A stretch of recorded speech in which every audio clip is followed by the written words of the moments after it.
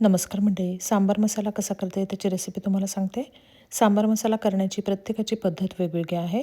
यासाठी लागणारं जे साहित्य आहे ते एका ताटामध्ये छानपैकी काढून घेतलं. यासाठी 1 वाटी धने, 2 चमचे उडदाची डाळ, 2 चमचे हरभऱ्याची डाळ, 2 चमचे तुरीची डाळ, 1 चमचा जिरे, 1 चमचा मेथ्या, 1 चमचा काळे मिरे, 1 चमचा तांदूळ, 10 ते 12 कढीपत्त्याची पानं, 20 ते 25 लाल सुक्या मिरच्या, 1 टीस्पून हळद आणि 1 टीस्पून सगळ्यात शेवटी हिंग यामध्ये घातलेला आहे. आणि सगळा मसाला झाल्यानंतर एक मोठा चमचा काश्मीरी रेड चिली पावडर यामध्ये घातलेली आहे. सगळ्यात आधी पॅन गरम केलं. त्यामध्ये 1 वाटी धने घातले आणि ते छान भाजून घेतले. तुम्हाला जर धने कमी घ्यायचे असतील तर तुम्ही प्रमाणाचं कमीसुद्धा घेऊ शकता.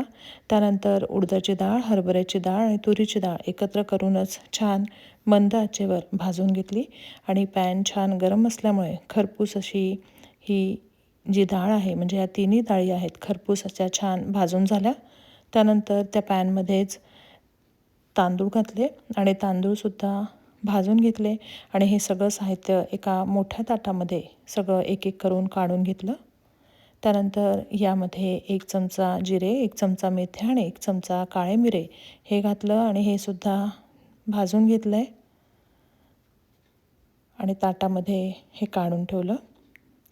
त्यानंतर ताजी कढीपत्त्याची पानं घेतली आणि पानंसुद्धा पॅनमध्ये खरपूस भाजून घेतली. पॅन छान गरम असल्यामुळे पटकन कुरकुरीत अशी पानं ती भाजून झाली. त्यानंतर त्यामध्ये सुक्या लाल मिरच्या घातल्या आणि यासुद्धा परतून घेतल्या.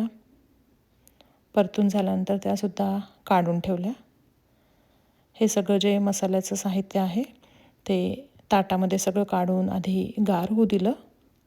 गार झाल्यानंतर मिक्सरच्या मोठ्या भांड्यामध्ये हे सगळं साहित्य टाकलं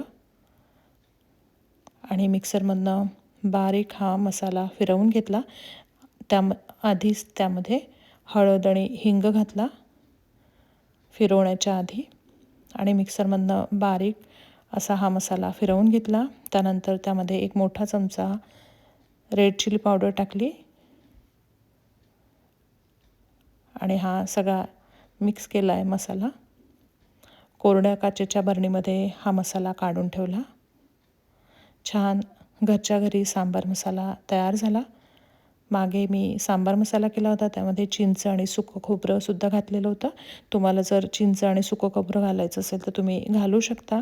आणि फ्रीजमध्ये हा मसाला 1.5 ते 2 महिने चांगला टिकतो. तुम्हीसुद्धा करून बघा. धन्यवाद.